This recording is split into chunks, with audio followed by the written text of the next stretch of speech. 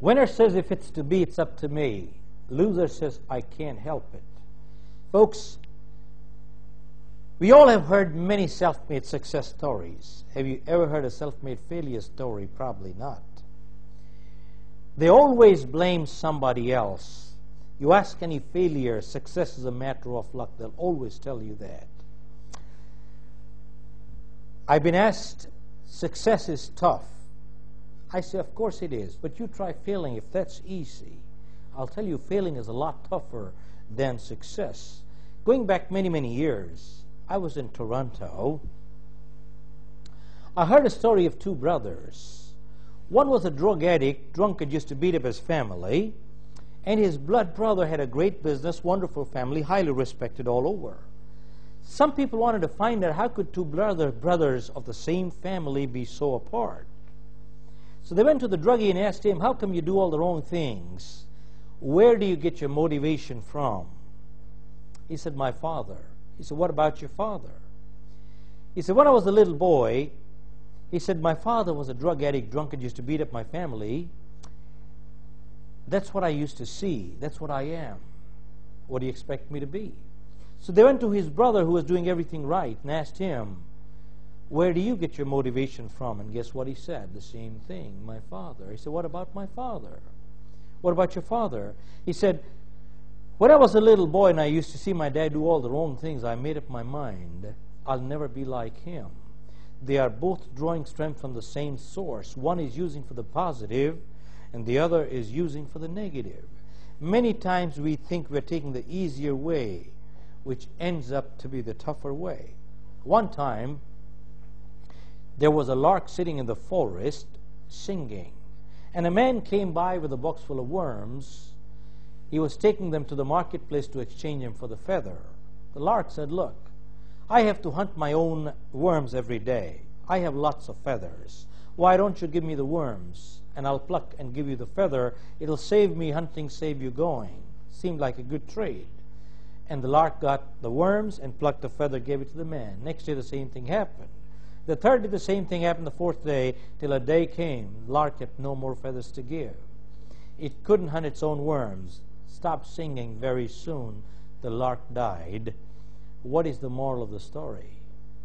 Very simple.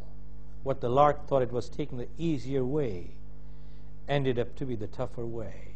Folks, that's the key. There are no shortcuts in life, and many times when we start taking shortcuts, we start compromising our values. Successful winners accept responsibility. Losers always blame someone else. They play the blame game. You know what the blame game is? My parents did it, teacher did it, company did it, economy did it, country did it. Somebody else did it, my star did it, horoscope did it, fate did it. I never did it. They will never accept responsibility. Folks, success is a matter of laws, and it's not a matter of luck. And the first law of success says, it's called the law of cause and effect, which says in the vernacular, the law of sowing and reaping. Our mind is like a garden. If you plant good seeds, you'll have a good garden. But if you don't plant good seeds, something will grow, and they will be weeds, because nature abhors a vacuum. Either we have a positive or we have a negative. There is no neutral. When I wrote my book, You Can Win, I had two nephews. They were 12 and 14, and they were playing tennis like professionals. So one day my cousin came over and said, Chef, this game is getting very expensive. These kids are going through the racket, the ball, the coach, the loan fees. The game is getting very expensive. I said, getting expensive as compared to what? It's relative. But then I said, if it's so expensive, why don't you have them stop playing tennis? But tell me, when they come back from school at 1 or 3, they have all the time at hand and all the energy in their body. If they will not play tennis, what will they do? There was a silence for 30 seconds. He said, I think it's cheaper this way, I'll continue. Why? Folks, our mind is like a garden. If you don't plant good seeds, weeds automatically come in. Either we have a positive or we have a negative. There's no neutral here. But you go ask a farmer. Even if you do plant good seeds, weeds still come, don't they? And there are two ways of getting rid of weeds. One is the lawnmower way. You mow the lawn, you chop the head, and you think they're gone, but are they really?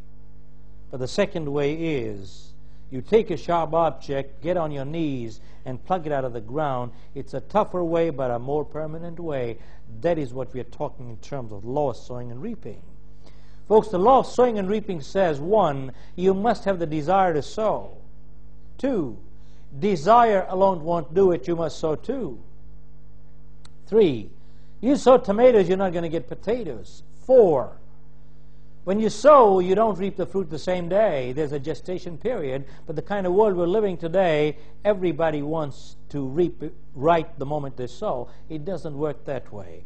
There's got to be a gestation waiting period in life. And 5, it says you must sow first. You can't reap before you sow. But the kind of world we're living today, people want to reap before they sow, and it doesn't work that way at all. You can't go to the fireplace and say, give me heat, then I put wood. You got to put in wood before you get the heat. You got to sow first. And then 6, when you sow a seed, you don't reap a fruit. You harvest is manyfold. When you sow a positive seed, you harvest is manyfold in the positive. And when you sow a negative seed, you harvest is manyfold in the negative too. Comes down to very clear the law of sowing and reaping, which is what brings us down to the last point, which says either we are part of the solution or we are part of the problem. And if we are not part of the solution, then we are the problem. And let me revert back to the law of sowing and reaping, which says, how does it translate in our real life? It says, you sow a thought, you reap an action. You sow an action, you reap a habit. You sow a habit, you reap a character. And you sow a character, you reap a destiny. Start again. You sow a thought, you reap an action. An action does not come without a thought process.